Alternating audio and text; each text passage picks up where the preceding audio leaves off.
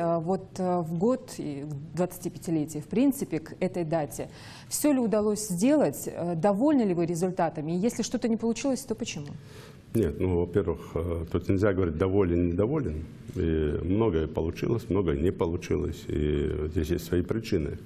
В том числе и финансовое состояние, в том числе страны федерального бюджета, там, наши возможности, то, что мы планировали, и где-то больше сделали, где-то меньше сделали. Поэтому здесь я бы не говорил там довольство или недовольство.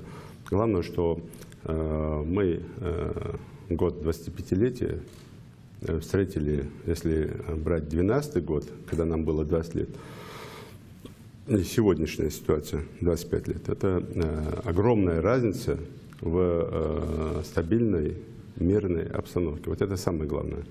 Остальное мы все переживем. Остальное все нам удастся, все мы сделаем. Главное, чтобы не было тех годов, которые были до 2012 года. Вот это самое главное.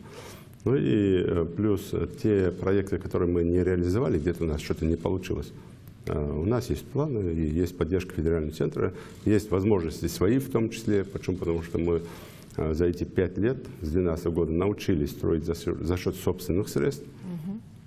Научились в том числе уговаривать наших предпринимателей, которые тоже вкладывают в республику. Я сегодня посещал площадку, где строятся теплицы. Албаков Хаджибеков строит теплицы. Но это будет одним из таких прорывных проектов после сада гиганта Ингушетии.